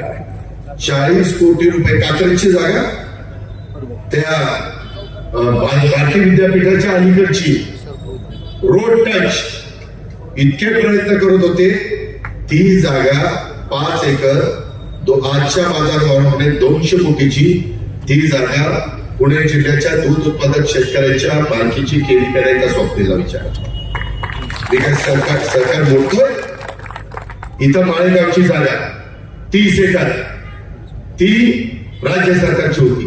संजय कोकरेला विचार, ती सगळीच्या सगळी जागा आज माळेगाव आपल्या बारामती तालुका दूध संघाची झाली. कुठे गेले? सरकार मंडळ हे काम करतात. बारामती खरेदी विक्री संघावर काय काय केलंय? तिथं 3 पेट्रोल पंप काढले. इंदापूरला भिगवणमध्ये आपण औषध, बिबियाणं, रासायनिक खताचं दुकान काढलंय. माझ्या पुरंदरला वाल्याला काढलंय. एकूण 24 शाखा सुरू केलेल्या. आम्ही सरकार मोडीत काढायला निघालो. काही पण बोलायचं. त्याच्यामध्ये 4 मेडिकलच्या शाखा आहेत. सोनालिका ट्रॅक्टरला आपण जो पंप काढलेला मिळतला, ती मागची जागा त्यांना भाड्याने 1 एकर 1.5 लाख रुपये महिन्याने दिलेली आहे. विचारा चेअरमनला. त्यामध्ये 24-25 साली आपल्या खरेदी विक्री संघ बारामतीची उलाढाल 150 कोटी रुपये झालेली. 150 कोटी. आपल्या कामगारांना आपण तिथं वर्षाला 6 महिन्याचा पगार बोनस म्हणून देतो. 6 महिन्याचा पगार. आपलीच मुलं आहे, आपल्या बारामतीतली आहे. ही परिस्थिती आहे आणि आम्ही काय सरकार मोडीत काढायला निघालो? त्यांनी खाजगी लेखकराचा पंप खाजगी सहकारी संघाने चालवायला घेतला. आम्ही खाजगी लोकांचे पंप चालवायला देतोय आणि तुम्ही आम्हाला मोडीत काढायची भाषा करता. आमच्या जसं नंदनला माझ्या काय ते दूध संघाला मागे 15 कोटी, आता 30 कोटी देतोय. 45 कोटी रुपये नवा कोरा नंदन पशुखाद्याचा कारखाना उभा करायला देतो. 1 रुपया देखील दूध संघाचा नाही. विचारा दूध संघाचे चेअरमन. मी सरकार मोडीत काढतो, उलट ताकदीने उभा करतो. आता परवा आमचं दूध संघाच्या बाबतीमध्ये ठरलं, ते तुप्यांचा पंप होता ना संजय, तो पंप चालू करायचं ठरलं की नाही? तो आता बघा काही महिन्यात कसा तिथं नवा कोरा पंप उभा करतो. एवढं सगळं करतोय. म्हणतात सरकार मोडीत काढायला निघालेले आहे. कुठं मोडीत काढायला निघाले त्याची उदाहरणं तरी द्या. आमच्या बारामती कृषी उत्पन्न बाजार समिती 2 ते 3 वर्षामध्ये 150 कोटी रुपये आणलेले बाहेर. सरकारच्या वतीनं तुम्हाला शेतकऱ्यांच्या मालकीची असणारी कृषी उत्पन्न बाजार समिती 45 कोटीचा प्रकल्प तिथं आपल्या जवळची उभं केला. त्याच्यानंतर दुसरं आता आपलं शॉपिंग सेंटरला 50 कोटी दिलं. शॉपिंग सेंटरला 50 कोटी आता प्लॅन तयार केला. जसं गणेश मार्केट यार्डच्या समोर शॉपिंग सेंटर चाललंय ना, जुनी भाजी मंडई, तशा पद्धतीनं एक सुंदर शॉपिंग सेंटर तिथं करतो रेलभवनच्या ठिकाणी. उत्पन्नाचं साधन आपल्या कृषी उत्पन्न बाजार समितीला करून देतो. 26 एकर जागा माझ्या झागेवाडीला तिथं आपण मिळवली. तिथल्या झागेवाडीच्या लोकांनी आपल्याला मदत केली. ग्रामस्थांनी ठराव केला. तिथं जनावरांचा बाजार घेऊन जातो. उत्तम पद्धतीचा जनावरांचा बाजार त्या ठिकाणी करतो. ती आता जनावरांचा बाजार आहे, ती जागा दुसऱ्या कारणाकरता शेतकऱ्यांच्या करताच त्या बाबतीमध्ये वापरात आणतोय. सुप्याला चोप मार्केट आणलंय, 18 एकर जागा, 18 एकर जागा मिळून दिली, तिथं काम चाललेलं आहे. आम्ही काही सरकार मोडीत काढायला निघालो, करोड रुपयाच्या प्रॉपर्ट्या वाढवतो आणि त्या शेतकऱ्यांच्या मालकीच्या वाढवतो, माझ्या बारामतीच्या सभासदांच्या मालकीच्या वाढवतो. काही पण बोलायचं त्याच्यामध्ये. आता आम्ही जे काही पंप काढलेले, आता एक पंप आम्ही जारगडवाडीला पण मार्केट कमिटीचा काढणार. खंडोबानगरचा पंप कसा चाललाय बघा, उडवडी सुप्याचा पंप कसा चाललाय बघा, सुप्याचा पंप कसा चाललाय बघा. सगळ्या गोष्टी आपण समाजाच्या भल्याकरता, बारामती तालुक्याच्या सर्वांगीण विकासाच्या करता करतोय. आणि हे मात्र आपल्यावर टीका करताय, याही गोष्टी आपण लक्षामध्ये घेतल्या पाहिजे. त्याच्यामध्ये को जनरेशन मध्ये प्रचंड भ्रष्टाचार केला, इस्टिमेट वाढीव केलं, 85 कोटी त्याच्यामध्ये ज्यादा वापरले. ज्यूस सिरप हे वाहत होता. सहकार वर्षी होण्यासाठी स्वतः कारखानदारी उभी करावी लागते. आपण स्वतः कुठली कारखानदारी उभी केली, मला एखादी चिठ्ठी पाठवली.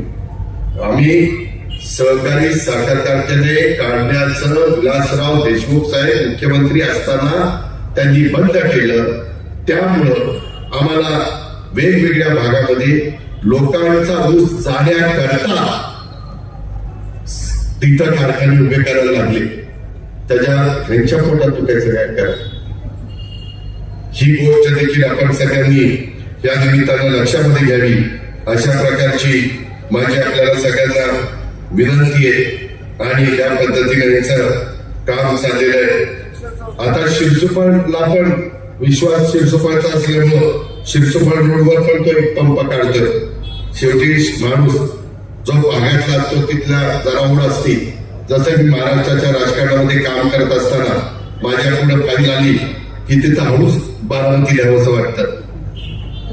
दत्ता मामाला त्याच्या पुढे फाईल आली की इंदापूर लिहावंसं वाटतं. मनुष्य स्वभाव. त्याच्यामुळे तुम्हाला करोड रुपयाचा फायदा मिळतो.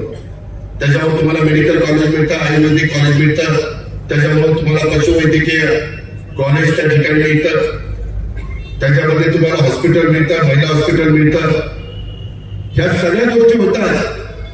मित्रांनो, आपल्याला अजून चांगलं करायचं आहे. तुम्ही आज 2-3 दिवसामध्ये जावा आणि हा परिसर एकदा नजरेखाली टाका आणि त्याच्यानंतर 1 वर्षाने तुम्ही त्या बाबतीमध्ये पहा. हे पण मी आव्हान आपल्याला तुम्हाला करतो. तेव्हा मला केशवराव निधी दिलं. शुगर बोर्ड ते 6 कोटी 34 लाखाचं होतं. राज्यस्तरीय खरेदी समितीनं 17-8ला 20% कमीनं 5 कोटी 72 लाखाला दिलं. आणि तुझ्या म्हणतात त्याचा भ्रष्टाचार झाला. अरे 20% लोएस्ट कामामध्ये जातात आणि भ्रष्टाचाराचा उल्लेख तुम्ही करता. मित्रांनो, यांना काही घेणं देणं नाहीये. हे भावनिक करण्याचा प्रयत्न करतात. हे लोकांच्या भावनेला हात घालण्याचा प्रयत्न करतायत. याबद्दल आपण अजिबात विश्वास ठेवू नका. त्यामध्ये आताच मला PWDच्या लोकांनी कळवलं, माळेगाव चौपदरी करता आता मी 15 कोटी रुपये दिले. गोविंदबाग ते माळेगाव पर्यंत चौपदरी करण्याच्या करता 15 कोटी रुपये दिले. शारदानगर चौपदरीवर सर्व्हिस रोड आणि तिथं बारामती सारखं सुशोभीकरण करण्याच्या करता 22 कोटी रुपये दिले. 52 कोटी रुपये नुसतं इथून तिथपर्यंत तुमच्या कामाच्या करता दिले. समोरच्या कामांचा घास आहे का घास, असे पैसे द्यायचा. तुम्ही खरोखरीच रामदासजींनी आणि बाकीच्यांनी सांगितलं त्या पद्धतीनं पॅनल टू पॅनल आपण सगळ्यांनी मतदान करा. त्यांनी इथं तुलना केली रंजन तावडेच्या काळातल्या आणि सोमेश्वर कारखान्याच्या काळातलं. कसं 5 वर्षात आपलं 26 कोटींचं नुकसान त्या बाबतीमध्ये झालं. याही गोष्टीचे पुरावे आपल्या सगळ्यांच्याकडे आहेत. ही पण गोष्ट लक्षात घ्या. अजून एक काम सांगतो, हे सगळे तुमच्या समोर आहे. सोमेश्वर सहकारी साखर कारखान्याची 5,000 टनाची क्षमता असताना सोमेश्वर सहकारी साखर कारखाना 9,70,000, 8,70,000, 6,65,000, 9,80,000 आणि 10,04,388 मेट्रिक टन गळीत करायचं. त्याचबरोबर आपल्या इथं ह्या पट्ट्यांनी 7,500 टनाचा कारखाना केला 2018-19ला. त्यांनी 7,500 टनाचा कारखाना 200 कोटी रुपये खर्च करून विस्तारवाढ केली आणि क्रशिंग केलं 10,72,000 आणि पुरुषोत्तम दादा आणि त्यांच्या बोर्डाने 5,000 मेट्रिक टनाच्या कारखान्यामध्ये क्रशिंग केलं 10,04,088. याचं उत्तर अण्णा आणि काका तुम्ही द्या. तुम्ही नाही देऊ शकत. आपल्या दीडपट कारखाना सोमेश्वरच्या होऊन तुम्ही त्यांच्याबरोबरच गणित केलं. जे बघाशी केशवांनी सांगितलं की रस जात होता, रिकव्हरी कमी होती, लक्षच नव्हतं. लक्ष दुसरीकडेच, ज्याचा उल्लेख रामदासजींनी केला. या गोष्टीचा पण विचार आपण सर्वांनी करा. दुसरं एक सांगतो, यंदा या बोर्डाने ऊस तोडत असताना तुमचा ऊस वेळेमध्ये गेला की नाही? त्याच्यामुळं खोडवा लागता आला, हरभरा झाला, गहू झाला, इतर पिकं घेता आली. आपल्याला सांगतो 2014-15 पासून 2019 पर्यंत सोमेश्वर सहकारी साखर कारखान्यानी त्या 5 वर्षात जेव्हा रंजन काका चेअरमन होते, यांचा एकरी उत्पादन मेट्रिक टनाचं जे काही होतं ते सरासरी 39.55 होतं. कुणाचं? म्हणजे सरासरी 40 टन त्यांचा ऊस निघत होता सगळ्या शेतकऱ्यांचा. आणि आपलं माळेगावचं सभासदांचं उत्पादन एकरी टनेज हे 34 निघालं. म्हणजे 40 आणि 34 6 टन एकरी ऊस सगळ्यांचा कमी निघाला. त्याच्यातून जवळपास 10,004 कोटी रुपये माझ्या शेतकऱ्यांना कमी मिळाले ऊस उशिरा गेल्यामुळं. टनेज घटते की नाही? या पद्धतीचा याचा कारभार आहे. बाबांनो, हे काही पण करतात, हे हट्टी लोक आहेत. हे त्यांच्या हातात एकदा आलं की काही तुम्हाला कोणाला जुमानत नाही. अशा पद्धतीनं मी मगाशी तुम्हाला सांगितलं, तो कागद मला सापडला.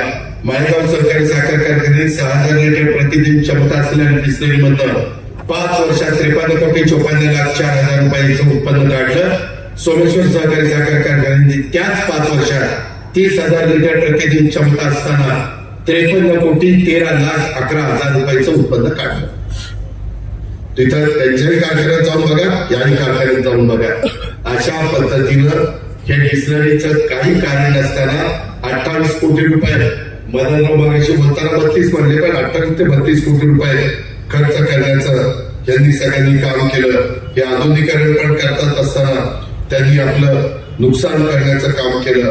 त्याच्यामध्ये एक तुम्हाला सांगतो, हे शेतकऱ्यांचे कैवारी आणि सहकार वरची म्हणतात ना मित्रांनो, मला आठवत आहे, नीरा गावा कालवा बंद पाईपलाईन मधून करण्याचा त्यांचा आग्रह देवेंद्र फडणवीसांना होता. बंद पाईपलाईन नीट आठवा. मी त्याच्यावर सभा घेतल्या. काय झालं असतं? बंद पाईपलाईन मधनं पार भाटगड मधनं पाणी निघालं असतं आणि पार इंदापूर मध्ये गेलं असतं. सगळ्यात धुराळा झाला असतं, धुराळा. आणि खालच्याचाही झाला असतं, वरच्याचाही झाला असतं. ही अवस्था आहे. ते सोपस्कर विसरून जातात. मी लाईनिंगच्या करता प्रयत्न केला, तुम्ही नाही म्हणला, मी सोडून दिलं की नाही? त्यांनी मात्र हे बंद पाईपलाईन करण्याचा त्यांनी प्रयत्न केलेला होता. हे देखील विचार आपण करा ना. यांना काही तुमच्याशी घेणं देणं नाही. त्याच्यामध्ये माझी आपल्याला सगळ्यांना विनंती आहे, आज ह्या सगळ्या गोष्टी करत असताना आपल्याला अतिशय चांगल्या पद्धतीनं हा सहकारी साखर कारखाना त्या ठिकाणी चालवायचा आहे. ही गोष्ट आपण सगळ्यांनी ध्यानामध्ये घेतली पाहिजे. अशा प्रकारची माझी तुम्हाला आग्रहाची, नम्रतेची, कळकळीची विनंती आहे. माझं तुम्हाला एकच सांगणं आहे, मित्रांनो, दिवस बदलत असतात. अजिबात दुसरा कुठला विचार करू नका. अजूनही आपल्यातले काहींना तिकीट नाकारलेलं आहे. त्यांनी अजून त्यांच्या जवळच्या लोकांना निळकंठेश्वर पॅनलला पॅनल टू पॅनल मतदान करा असं सांगितलेलं नाही. माझे अनेक कार्यकर्ते गावोगावी फिरतायत. गावोगावी विचारताय. माझी तुम्हाला विनंती आहे, ह्या माळेगावचा परिसर आणि आपल्या इथल्या सगळ्या चाल्यात एक सांगायचं राहिलं, आम्हाला तुम्ही चेअरमनच्या करता हे बोर्ड निवडून द्या. तुमच्या भागातल्या सगळ्या चाऱ्या यांत्रिकी विभागाची मशिनरी आणून डीपीडीसी मधनं त्याच्यात डिझेल टाकून सगळ्या साऱ्या चकाचक करून टाकतो. पण साऱ्या चकाचक करत असताना तुम्ही आडवे पाईप घातलेले ते तुमचे तुम्हाला काढून ठेवावे लागतील मशीन जाईपर्यंत. गेल्यावर पुन्हा तुमचे तुम्ही लावा, माझं म्हणणं नाही. कारण एकदा मशीन आलं की ते बका बका बका बका उकरायला लागतंय. पण ते आपल्याला करावं लागेल. जे कुठले रस्ते माळेगाव सहकारी साखर कारखान्याच्या परिसरामध्ये मी सातत्याने फिरतोय, अनेक रस्ते पृथ्वीराज बापू इथं आम्ही रस्ते एवढे डांबरी केले की डायरेक्ट आमची गाडी उसाची ट्रॅव्हलर किंवा ट्रक हा ट्रॅक्टर हा रोडवर उभा राहतो आणि ऊस भरला जातो.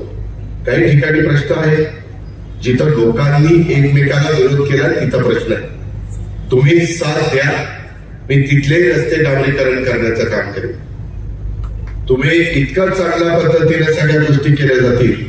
मी हे ठरवलेलं आहे, दर वर्षातनं दोनदा सगळे माझे कारखान्याचे अधिकारी, प्रमुख, चीफ इंजिनियर म्हणजे जे काय शेतकऱ्यांच्या करता संबंधित लागतात, शेतकी अधिकारी, डेट डेव्हलपमेंट ऑफिसर, त्याच्यामध्ये एमडी, त्याच्यामध्ये आपल्या संबंधित सिव्हिल इंजिनियर, हे सगळे आणि राज्य सरकारचे प्रमुख अधिकारी. तिथं माळेगाव गटाची मिटिंग माळेगावमध्ये होईल. तुम्हाला विचारलं जाईल काय करायचं, बोला बोला बोला बोला. त्या पद्धतीनं तुम्ही सांगाल तशा सूचना दिल्या जातील. भंडाऱ्यामध्ये मिटिंग, माळेगावमध्ये मिटिंग, बारामतीची मिटिंग आम्ही ठरवून कुठं घ्यायची, कुठं सोयीचं आहे तिथे बारामतीतच आपल्याला सोयीचं आहे. कारण इकडे डोंगरेवाडी, गुणवडी आणि मळद आणि तिकडं करावागज, नेपथवळद आणि आपलं मेढक आणि पलीकडची 5 गावं या पद्धतीने करू. निरावागजला एक मिटिंग घेऊ. त्याच्यामध्ये सकाळी 6 वाजता सुरुवात केली की दिवसभरात सगळ्या साईच्या साई मिटिंग होती. काही काळजी करू नका, शेवटची मिटिंग जरा उशिरा होईल. या प्रकारे कधी तुम्हाला आजपर्यंत तसा अनुभव मिळाला नाही. इतकं चांगल्या पद्धतीचं काम श्री निळकंठेश्वर पॅनलचे 21 उमेदवार करून दाखवतील हा शब्द मी आजच्या सभेच्या निमित्तानं देतो. आज आम्ही जसं सांगितलेलं आहे, श्री निळकंठेश्वर पॅनलचे चेअरमन हे बाबा होणार आहे. तसं बाकीच्या 3 पॅनलचे चेअरमन कोण होणार आहे सांगा ना. सांगत नाही नंतर नंतर कधी नंतर 19,750 लोकांना कळायला नको की कोणाला कोण कोण नेतृत्व करायला निघालेलं. मग त्याच्यामध्ये जनता ठरवेल ना, ही बरं आहे का, ही बरं आहे का, ही बरं आहे का, ही बरं आहे. कारण तुम्ही माना का, तुम्हाला ठरवायचं. आपलं प्रपंच, आपला कायापलट, आपल्यामध्ये सुधारणा कोण करू शकतं, या सगळ्या गोष्टीचा विचार साकारल्याने तुम्हाला करायचा आहे.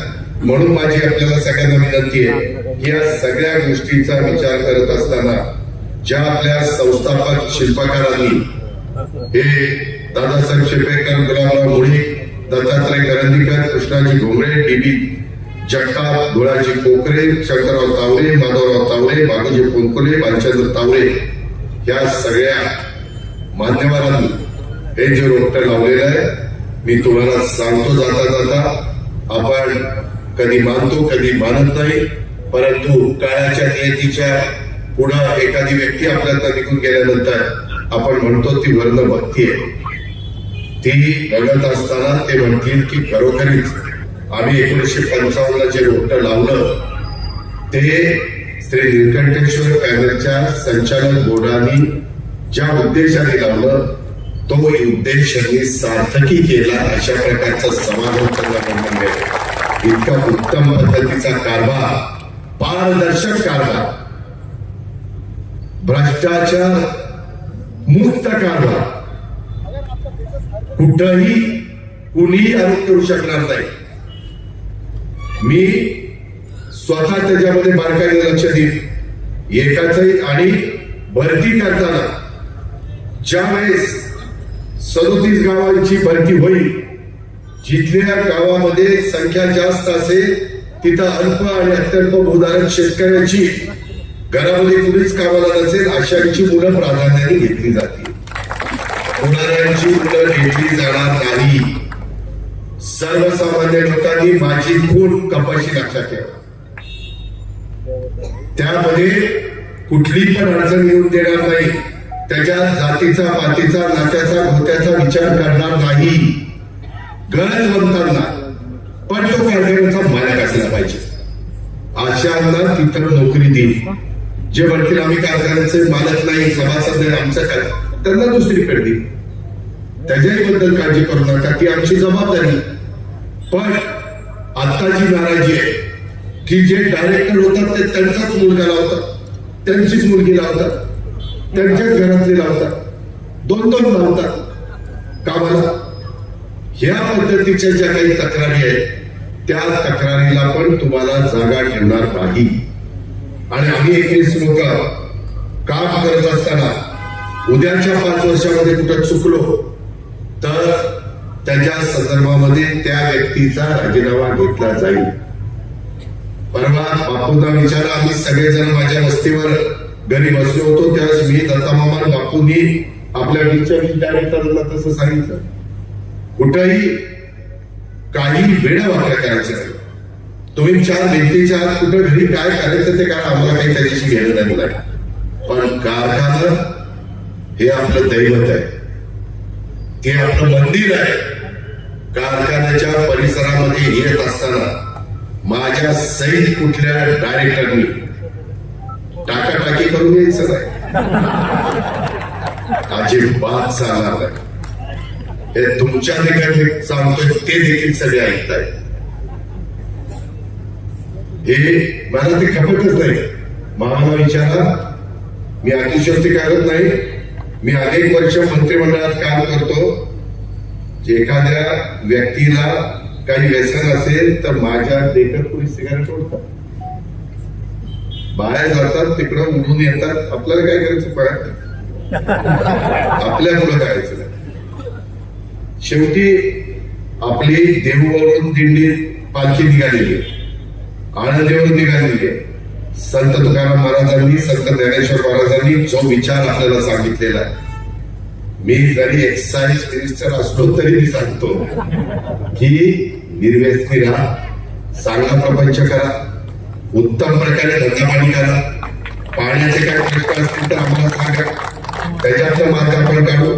पुणे जिल्ह्यानंतरची सरकारी बँक आपल्या पाठीची आहे. रणजित आहे, दत्तोबा आहे, संभाजी आहे, दिगंबर जुगाडे, सुनील चांदेरे, दत्ताबाबा आहे, तापासाहेब जगदाळे. काय काळजी करू नका, फक्त आर्थिक शिस्त पण लावून घ्या. त्यामध्ये तुम्ही शिस्तीनं वागा, आम्ही 21 डायरेक्टर म्हणून शिस्तीनं वागू. आम्ही कुठेही अडचण त्या बाबतीमध्ये येऊन देणार नाही. मग ह्या पद्धतीनं मी तुम्हाला इथं येऊन मालेगावच्या सभेमध्ये जाहीरपणे सांगतोय की असा कारभार करण्याच्या करता उद्याच्या 5 वर्षाच्या करता आम्हाला निवडून द्या. मी आता माझ्या अजून नाराज असणाऱ्या नेत्यांना विनंती करतोय, हात जोडून विनंती करतोय, सभासदांनाही करतोय की 21 उमेदवारांच्या वतीनं आपल्याला पत्रिका मिळेल. तिथं फक्त कपाशी कपाशी कपाशी बघायची. सकाळी चहा घेताना जी कपाशी आहे ना ती तिथं आहे, परत आता नाहीये कपाशी आहे. त्या प्रकारे ती कपाशी लक्षात ठेवा. मी अनेक इतर पण गोष्टी चांगल्या पद्धतीने करत असताना माझ्या मालेगाव शैक्षणिक संकुलला पण काही पैसे लागतील. मला काही काही गोष्टी तिथल्या पण कळलेल्या आहेत. मगाशीच रामदासजींनी सांगितलेलं आहे, त्यांना डिग्री नसताना पण तिथे लावलंय. त्यांना घरी जावं लागेल, त्यांना नाही ठेवलं. कारण तुम्हाला डिग्री नाही, तुम्ही तिथं जर नोकरी करत असाल तर ती आमची फसवणूक आहे. त्याला आम्ही विनंती करू, बाबा राजीनामा दे, घरी जा, नाहीतर 420चा गुन्हा दाखल करावा लागेल, नाहीतर डिग्री आणून दाखल. आपलं काही म्हणणं नाही. या पद्धतीनं आपण आपली शिक्षण संस्था पण चालू, त्याच्यामध्ये जी काही भर घालायची ती भर पण घालू. पाण्याचे रस्ते देखील आपण करू, साऱ्या देखील आपण चांगल्या करू. जे रस्ते जास्त रहदारीचे त्याच्यामध्ये दोन्ही बाजूच्या शेतकऱ्यांची संमती असेल तर ते रस्ते डांबरीकरण करून टाकू. त्याच्यामध्ये कुठली अडचण येणार नाही. जे प्रदूषण आम्ही माझा शब्द देऊन देखील आम्हाला थांबवता आलं नाही, कारण केशवराव बाळासाहेब आपण 7,500 कॅपॅसिटी बघून आपला ETP CPU आणि STP केला. तो आता 9,500 झालेला असल्यामुळं आम्हाला त्या पट्टीमध्ये ते वाढवावं लागेल. पण ते जास्त करून नगरपंचायतीकडनं कसं ते टाकल्यावर 4-4 कोटीचे STP टाकल्यानंतर काय परिस्थिती होती तेही तपासू आणि त्याच्यानंतर काही कमी वाटलं तर त्याच्याबद्दलचा निर्णय घेऊ. अतिशय काटकसरीनं फार चांगल्या पद्धतीनं हे आपल्या वडीलधाऱ्यांनी उभं केलेलं वैभव हे आपण त्या बाबतीमध्ये उत्तम पद्धतीचं चालवण्याचं काम आपण करू. हीच मला तुम्हाला सगळ्यांना सांगायचं आहे. आता उद्याचाच दिवस मध्ये आहे. पुन्हा मला फोन करू, दादा इथं 15-20 जण आहेत, भेटायला इकडे या तिकडे या. आता आपली कामं करा. अजूनही राहिलेल्या दिवसात अफवा उठवतील. मधी पाठ अशीच अफवा उठवली, त्या PDCC बँकेमध्ये काहीतरी झालं, लगेच ते चॅनल लगेच काय. मला सांगा, PDCC बँक जर सहकारी आहे, शरद संकुल सहकारी नाही, शरद संकुल मध्ये कसं राजकारण तुम्ही तिथं कसं काय तुमचं ऑफिस आहे? मला त्या खोल्यात जायचं नाही. नाहीतर 2 मिनिटात सगळी टीम पाठवली आणि सगळे जप्त करून टाकले. जप्त म्हणजे मतदान होईपर्यंत त्यांनाही तिथं थांबायचा अधिकार नाहीये. कायदा आम्हालाही सारखा, कायदा त्यांनाही सारखा. कारण ती पतसंस्था आहे, ती दूध संस्था आहे. कुठल्याही सरकारच्या संस्थेमध्ये त्याचा वापर साखर कारखान्याच्या निवडणुकीच्या निमित्तानं प्रचाराच्या करता करायचा नाही. आणि तिथंच बसतं. विकास सोसायटी पडेल, विकास सोसायटी पतसंस्था आहे, दूध सोसायटी, बरोबर. शेतकरी संघटनेच्या नेत्यांनी सांगितलं तसं आहे. आणि पुन्हा त्यांच्यामुळे मला आठवलं, राजू शेट्टी पण आपलंच कौतुक करतात. इथं सतीशराव आहे, सतीश भैयांना विचारा, राजेंद्रला विचारा की ते सांगायचे की माळेगाव सहकारी साखर कारखाना, सोमेश्वर सहकारी साखर कारखाना कशा पद्धतीनं चाललेला आहे. मला थोडा काळ द्या, आमच्या पृथ्वीराज बापूंना थोडा काळ द्या आणि आमच्या दत्ता मामाला थोडा काळ द्या. पुढं अजित पवार भाषण करत असताना, दत्ता भरणे भाषण करत असताना आमच्या सोमेश्वर माळेगाव छत्रपती सारखा कुठला कारखाना आहे ते दाखवा. असा पण वेळ लवकरच आम्ही तिघं छत्रपतीच्या सभासदांच्या बाबतीमध्ये आणून ते पण आम्ही जे काही आमचं विजन आहे त्याच्यामध्ये ते देखील काम आम्ही हातामध्ये घेतलेलं आहे. अशा पद्धतीनं सहकाराचं पूर्ण समर्थन करणारे आम्ही कार्यकर्ते आहोत. सहकाराला जास्त पुष्टी देणारे आम्ही कार्यकर्ते आहोत. सहकार चळवळ निकोप पद्धतीनं वाढली पाहिजे. त्याकरता स्वर्गीय यशवंतराव चव्हाण, वसंतराव नाईकांनी, आदरणीय पवार साहेबांनी कामं केलेली आहेत. हे आम्ही विसरू शकत नाही, नाकारू शकत नाही. आणि त्याच रस्त्याने आम्हाला समाजाला पुढे द्यायचं आहे, त्याच रस्त्याने या सभासदांना पुढे द्यायचं आहे. आणि त्याच रस्त्याने जा या माळेगाव सहकारी साखर कारखान्याच्या 67 गावांच्या 19,750 सभासदांच्या सगळ्या प्रपंचामध्ये आर्थिक सुबत्ता ही तुमच्याकरता आम्हाला खेचून आणायची. ती धमक आणि ती ताकद या श्री व्यंकटेश्वर पॅनल मध्ये, म्हणून त्या बशीवर आपण त्या बाबतीमध्ये शिक्का मारा.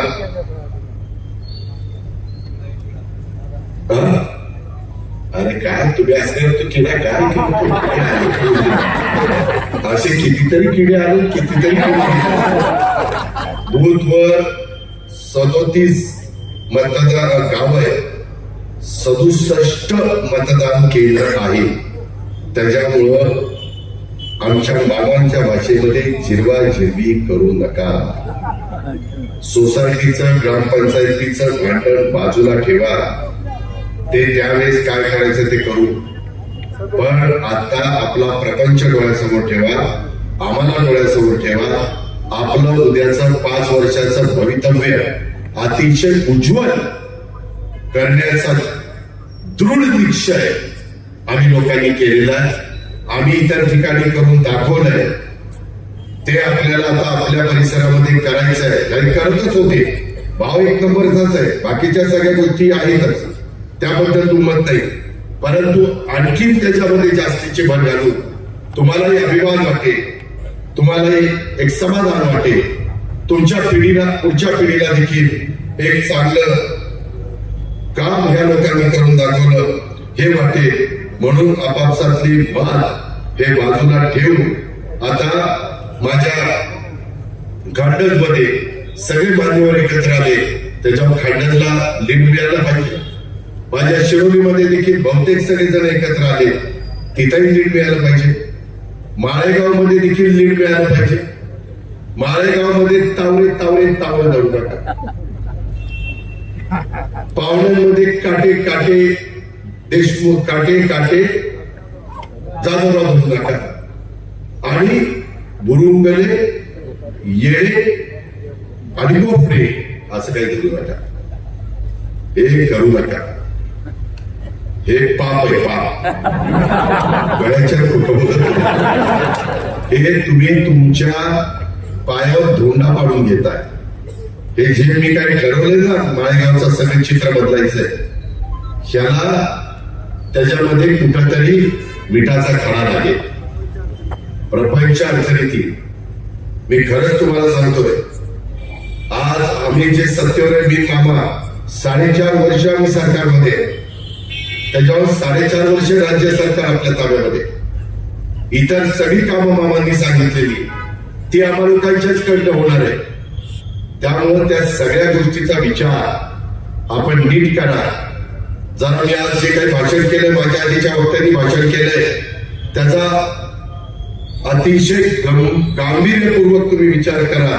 मित्रांनो, मला विश्वास आहे ह्या 2 पैसे मिळाले की माळेगावच्या माझ्या 37 गावाच्या बाजारपेठेला देखील अतिशय उलाढाल चांगली होईल, तिथंही सगळ्यांना मदत होईल. या प्रकारचं काम आपण करून दाखवणार आहोत. परंतु त्याच्याकरता तुमच्या पाठिंब्याची गरज, तुमच्या मदती, तुमच्या शिक्का म्हणजे पवित्र मताची गरज, तुमच्या सहकार्याची गरज आम्हाला सगळ्यांना आहे. आता एवढं सांगितल्यानंतर काही लोक वेगळ्या पद्धतीने फोन करून वेगळे सांगतायत, त्यांचे फोन टेप करा, मला पाठवा, मग मी बघतो त्याच्याकडे कसं काय ते. आणि ज्याला नको, मगाशी रामदासजी म्हणले की असं सांगू नका, ते सारखं पत्रिका उघडल्यानंतर जेवढ्या कपशा असतील तेवढी शिका. त्याच्यामुळं ते परत काही सांगत नाही, परंतु त्याच्यात कुठलाही दुसरा विचार माळेगावच्या सभासदांनो अजिबात करू नका. आम्ही काय करून दाखवतोय हे तुम्हाला उद्याचा काळच दाखवेल, एवढंच आपल्याला सांगतो.